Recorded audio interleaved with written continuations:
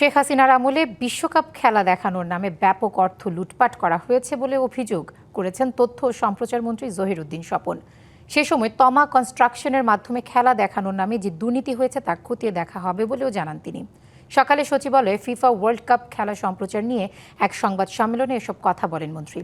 জানান, বর্তমান সরকার ফিফা থেকে সরাসরি এবারের বিশ্বকাপ খরচ শূন্যের কোটায় নিয়ে এসেছে, অথচ 2022 বিশ্বকাপের খেলা দেখানোর নামে মধ্যস্বত্বভোগীর মাধ্যমে 140 কোটি টাকা যে দুর্নীতি হয়েছে তা খতিয়ে দেখা হবে।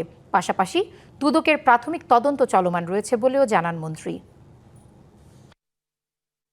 2022-এর বিশ্বকাপের সঙ্গে 2026-এর বিশ্বকাপের আমাদের যে খরচ সেটা একটা তুলনা করতে হবে আপনাদেরকে, এবং এই তুলনাটা সামনে আনলেই বোঝা যাবে যে শেখ হাসিনার আমলের বিশ্বকাপ সেখানে কিভাবে বিশ্বকাপ দেখানোর নামে দুর্নীতি হয়েছে, টাকা লুটপাট হয়েছে, মধ্যস্বত্বভোগীরা ব্যবহার করেছে, রাষ্ট্রের অন্যান্য ক্ষেত্রে যেভাবে লুটপাট হয়েছে এখানেও কিভাবে হয়েছে।